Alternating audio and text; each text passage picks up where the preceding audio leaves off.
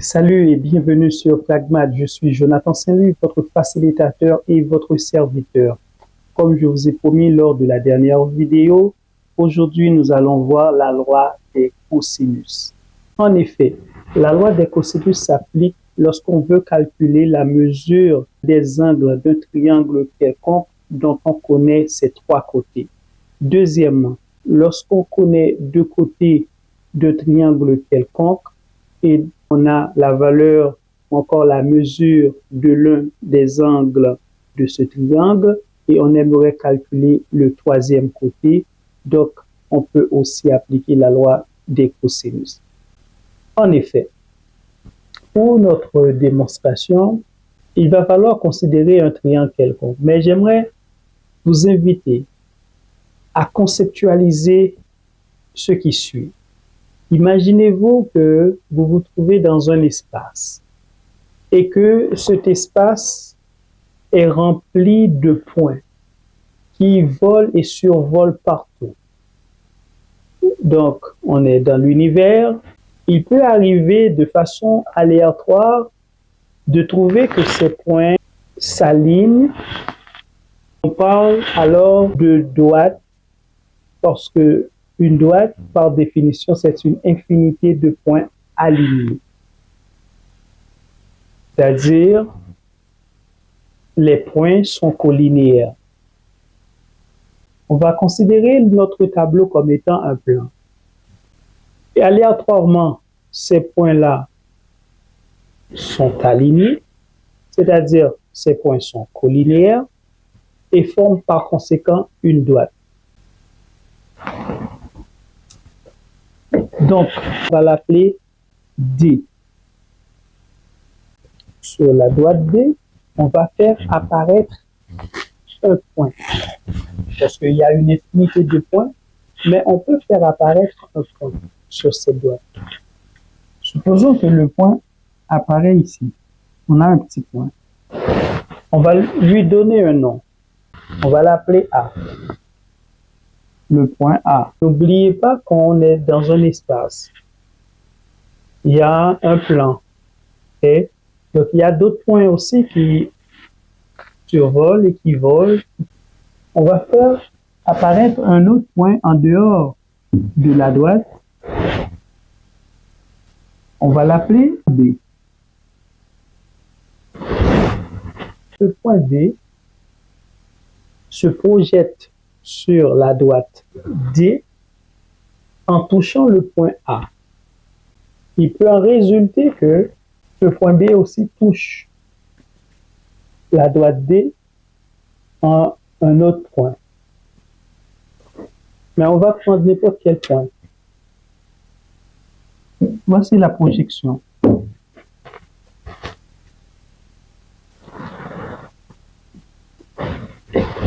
Nous, on va l'appeler point C, par exemple. Ça, c'est bien. Maintenant là, vous pouvez observer qu'il y a 3 points non alignés. Donc, c'est-à-dire 3 points non collinéaires. Donc, on dit 3 points du plan non alignés. Ces 3 points-là, d'après mon observation, j'ai 3 côtés. Ça forme un triangle. Donc, un triangle, par définition, c'est une figure géométrique ayant 3 côtés. J'ai aussi 3 angles. Donc, on a un angle ici, on a un autre angle, et enfin, on a un troisième. Ok, on va considérer, on va dire que ces angles-là portent le nom de chacun des points. Donc, ça va être l'angle grand A, l'angle grand B et l'angle grand C.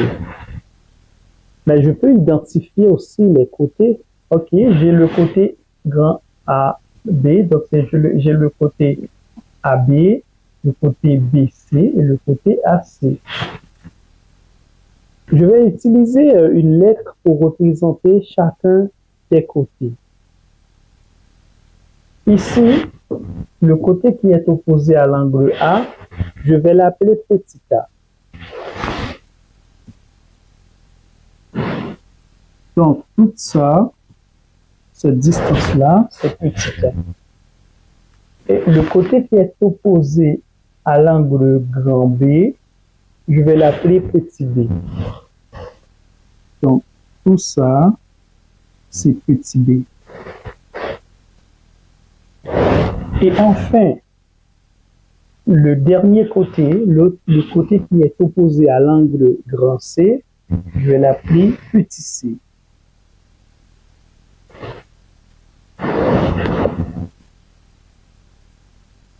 Le point B ne s'arrête pas.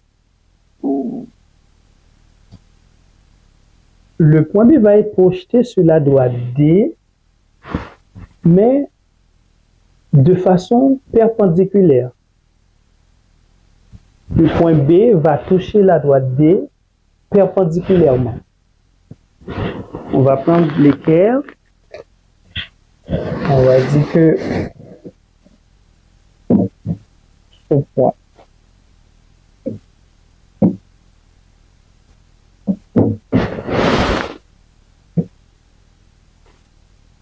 Ici. Donc, il y a une perpendicularité ici. Donc, c'est-à-dire qu'il y a un angle de 90 degrés. Ah, mais ce segment-là, on va l'appeler D. BD.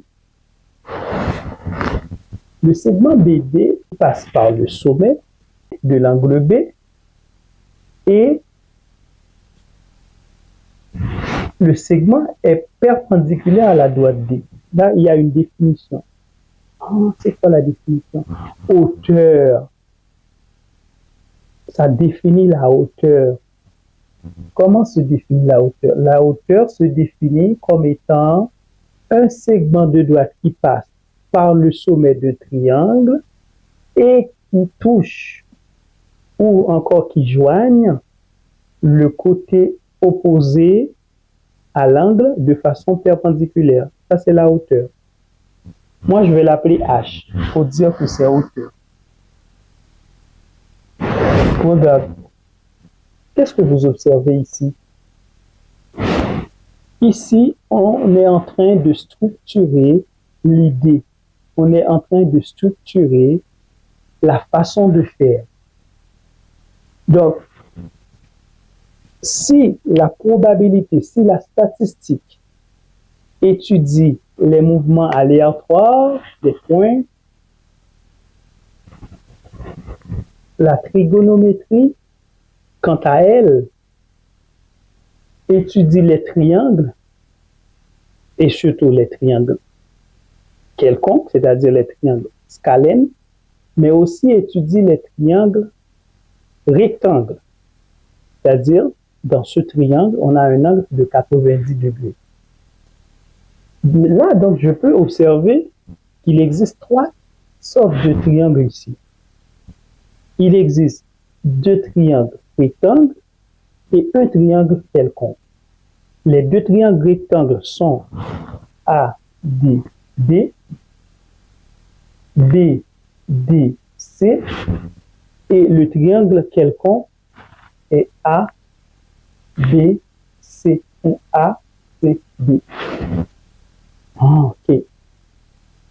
Par conséquent, l'angle ici, là, c'est un angle qui est inférieur à 90 degrés.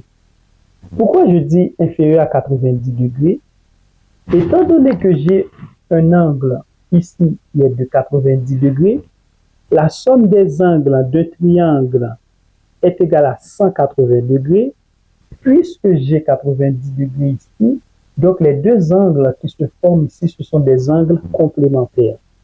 Quand on parle d'angles complémentaires, ce sont des angles dont la somme est égale à 90 degrés. Par conséquent, j'ai un angle aigu au point A. Mais que dit la loi des cosinus? La loi des cosinus nous dit que le carré de l'un des côtés d'un triangle quelconque est égal à la somme des carrés des deux autres côtés. Donc, le côté B et le côté C au carré moins 2 fois le produit de ces deux côtés par le cosinus de l'angle que ce côté comprend, c'est-à-dire par le cosinus de l'angle qu'il comprenne, c'est-à-dire ce côté, grand A. Ceci est valable pour les autres côtés aussi, c'est-à-dire B carré par cos B, grand B. Et finalement, C carré va être égal à A carré plus B carré moins 2AB par cos grand C. En effet, c'est ce système d'équation-là qui définit la loi des cosinus. C'est ce que nous allons démontrer. Pour ce faire, on va considérer le triangle ADB. Je ne connais pas la valeur du G, ce côté qui est H, et ici c'est C, mais je ne connais pas à quoi est égal le côté AD. Mais je vais considérer le triangle ADB.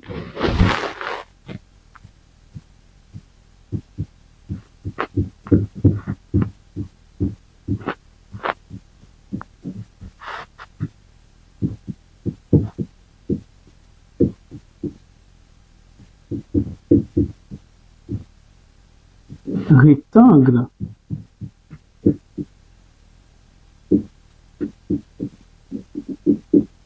en D.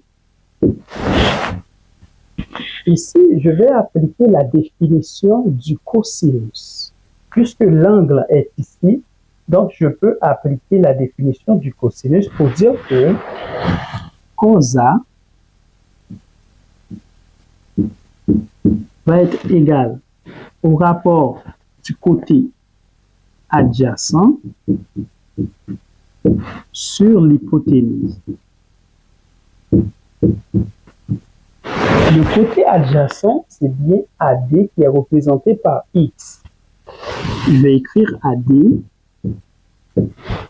l'hypoténuse AB.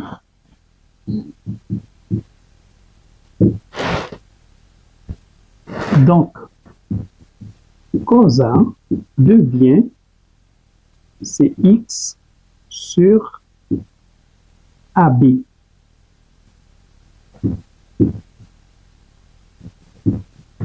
Qui donne cos A égale à X sur C.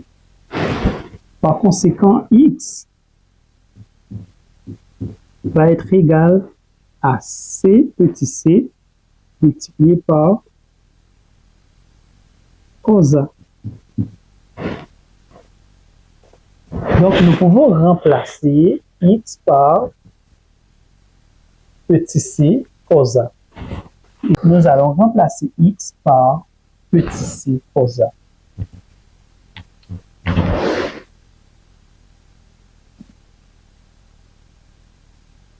Très bien. Le côté AC est représenté par la lettre petit b.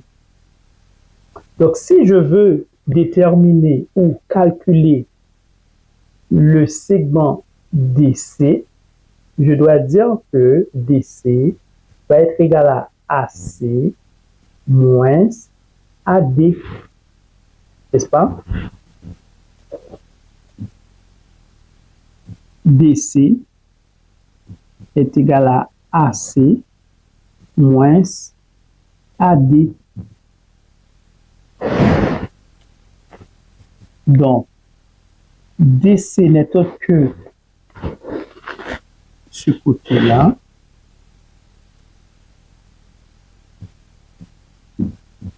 AC, c'est bien petit b, moins AD. AD est égal à petit c par cos A.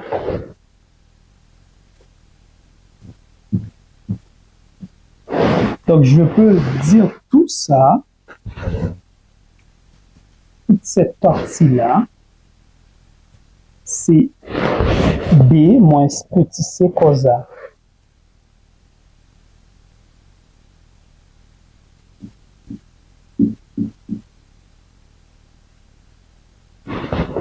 Et cette partie,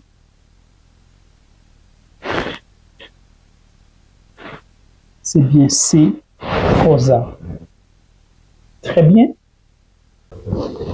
Nous allons considérer le triangle CDB pour trouver la valeur de CDB.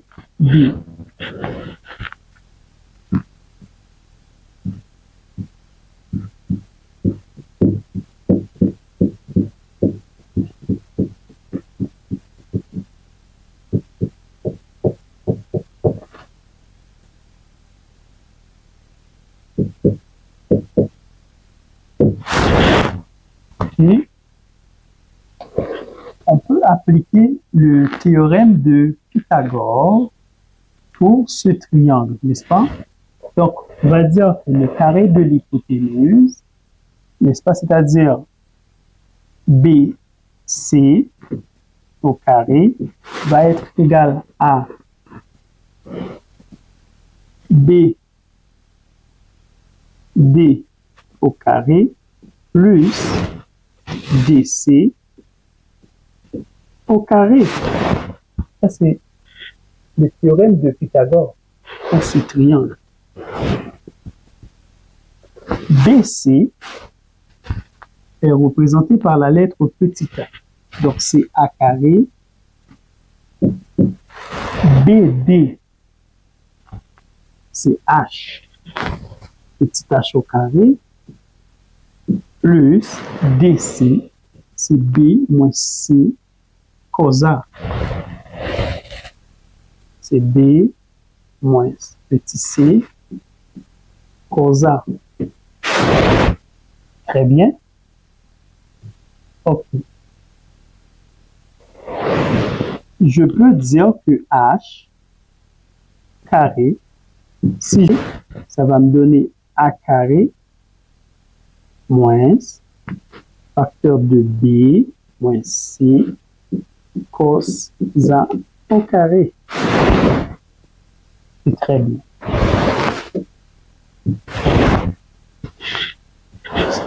Ici, j'appelle ici triangle 1, triangle 2. Je considère le premier triangle. Je peux aussi déterminer la valeur de H et en appliquant la définition du sinus, n'est-ce pas? Qu'est-ce qu'on peut dire? Que le sinus de l'angle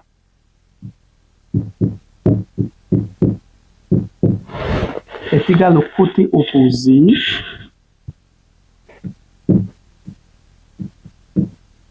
sur l'hypoténuse. Le côté opposé, c'est quoi? Le côté opposé, c'est petit h. Sur l'hypoténuse, c'est petit c. D'où h va être égal à petit c par signe de a. OK? Étant donné que je vais appeler cette équation delta. Étant donné que j'ai h carré en fonction de A et B, et j'ai le h ici en fonction de C, et le h ici est élevé au carré, je peux aussi élever mon h ici au carré pour pouvoir comparer ces deux équations. Donc, je vais élevons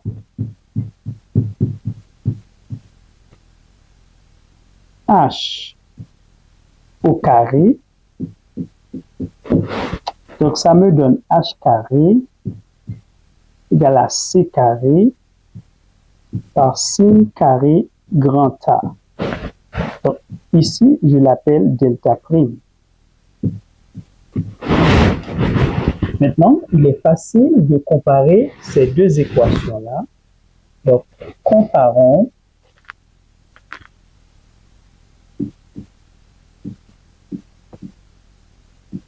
delta et delta prime.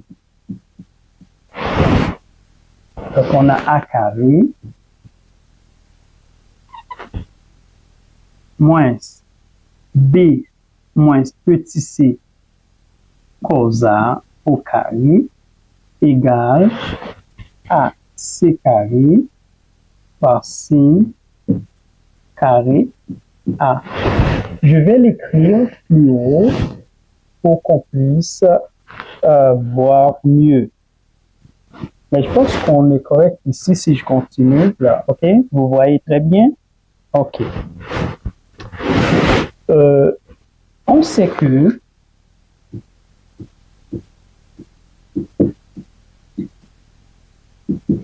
j'ai sin carré A, n'est-ce pas? Moi, je veux avoir mes équations en cos. Mais je sais que cos carré A plus sin carré A est égal à l'unité. Très bien. Donc, je peux dire que sin carré A va être égal à 1 moins cos carré A. Je peux remplacer sin carré A par 1 moins cos carré A dans cette équation-là. Donc, ici, je vais l'appeler équation 3. Ici, je vais l'appeler équation 4. Très bien. Je vais continuer ici. Remplaçons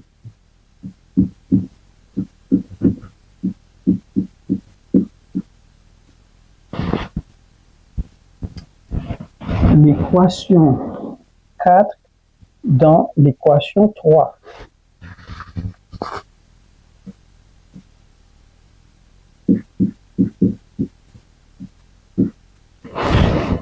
D'où A carré moins B moins petit c cos A. Donc ici, c'est C cos A au carré. Okay? J'ai A carré moins facteur de B moins petit c cos A au carré égale à C carré facteur de 1 moins cos carré A. Qu'est-ce que vous remarquez ici? On a une identité remarquable, A moins B au carré. On sait que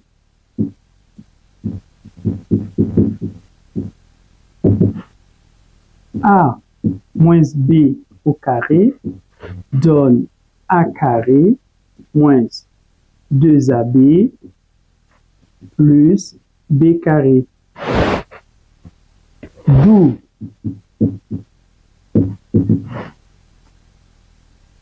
B moins C cos A au carré, ça va donner B carré moins 2 par B par C cos A. Donc, B par C cos A, je peux organiser ça en BC cos A. Je vais effacer, je vais essuyer ici pour avoir beaucoup plus d'espace. Plus B au carré, c'est C carré cos carré A. Donc, C carré cos carré A. Très bien. Donc, je peux remplacer tout ça, n'est-ce pas, par B moins C cos A au carré. Donc, je peux remplacer B moins petit c cos A au carré par B carré moins 2BC cos A plus C carré cos carré A. Très bien.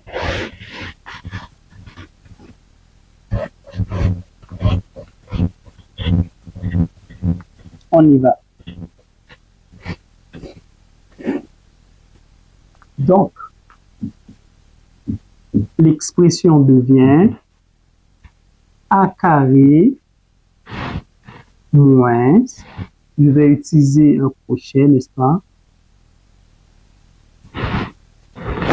C'est B carré, le développement, moins 2B C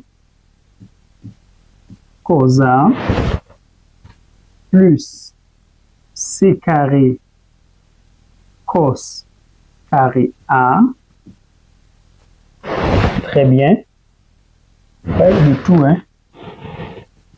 Égal à C carré facteur de 1 moins C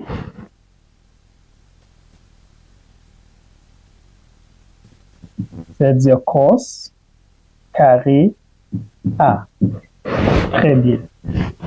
Maintenant, je peux éliminer, n'est-ce pas, ou bien chasser les parenthèses pour dire que ça aussi c'est C carré moins C carré cos carré A. Vous voyez bien?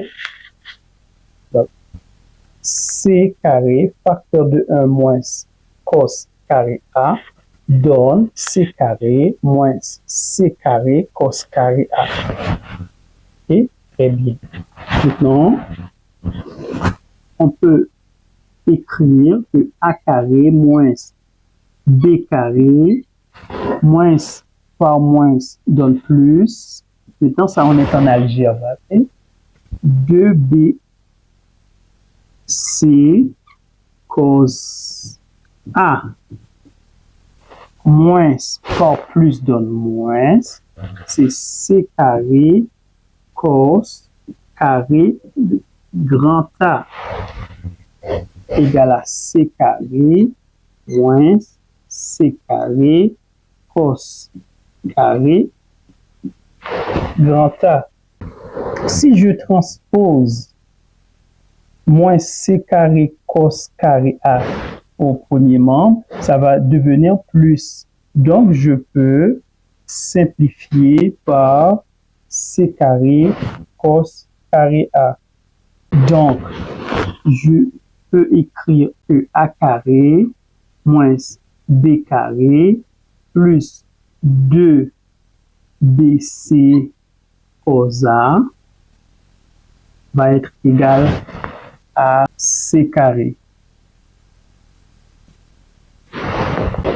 J'ai besoin de A carré parce que dans ma formule, j'ai A en fonction de cos A. OK? D'où A carré va être égal. C carré est déjà ici. Donc, je transpose moins B carré, ça donne B carré. C carré est déjà au second membre. Je garde C carré. J'ai plus 2BC cos A au premier membre. Donc, pour passer au second membre, ça doit être moins 2BC cos A. Maintenant, on va comparer cette équation par rapport à la définition. Regarde, on a A carré égale B carré plus C carré moins 2BC cos A. C'est ce qu'il fallait démontrer. Donc, on va l'encadrer ici. Vous voyez? C'est la même chose qui va se passer lorsqu'on considère le triangle ABC, mais en considérant l'angle B. Également, en considérant l'angle C et les mêmes propriétés d'un triangle, les mêmes définitions de sinus et de cosinus, ça va nous donner les mêmes résultats. OK? Donc, effectivement, le carré de l'un des côtés d'un triangle est égal à la somme des carrés des deux autres côtés, moins 2 fois le produit du premier côté par le second, par le cosinus de l'angle qu'ils comprennent. C'est effectivement ça.